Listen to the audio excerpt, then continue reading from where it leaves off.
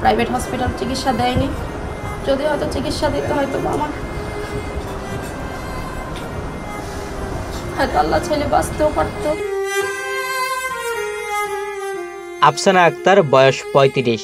মিরপুরে স্বামী আর সন্তান নিয়ে ভালোভাবেই চলতো তাদের দিনকাল। সুখের সংসারে কোনো কিছুর অভাব ছিল না, কিন্তু হঠাৎ নেমে আসে দুঃখের কালো ছায়া। জুলাইয়ের ছাত্র জনতার আন্দোলনের শেষ দিকে তার স্বামী আব্দুল্লাহ কবির গুলিবিদ্ধ হয়ে মারা যান। প্রত্যেক আন্দোলনে যাইতো।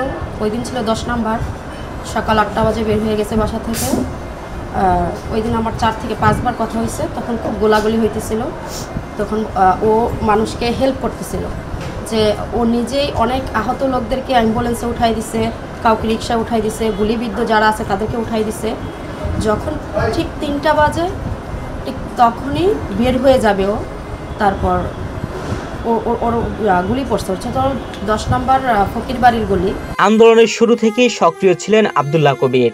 মিরপুর 10-এ 4 আগস্ট আন্দোলন চলাকালীন হঠাৎ করে তার বুকে একটি গুলি লাগে, সাথে সাথে মাটিতে লুটিয়ে পড়েন। আন্দোলনে গুলিবিদ্ধ রোগী হয় 2টি বেসরকারি হাসপাতালে নেওয়া হলেও আব্দুল্লাহকে তারা চিকিৎসা করেননি। চিকিৎসা না পাওয়ার কারণেই মৃত্যুবরণ করেছেন বলে পরিবারের দাবি। পরিবারের একমাত্র উপার্জনক্ষম ব্যক্তিকে হারিয়ে দিশেহারা আফসানা।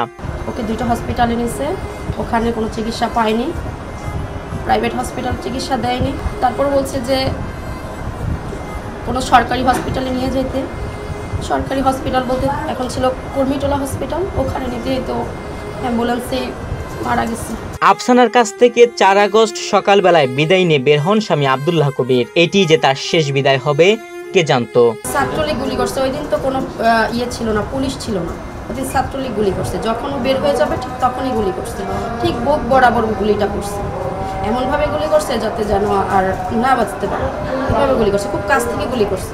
যেভাবে যারাই মারছে প্রত্যেকেরই আমাদের মতো ভুক্তভোগী।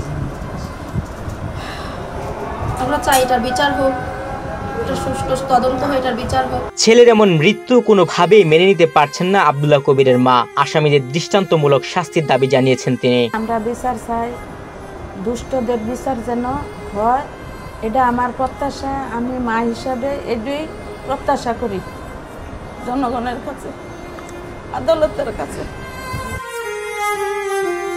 তুহিন ভুইয়া, বাংলাদেশ প্রতিদিন।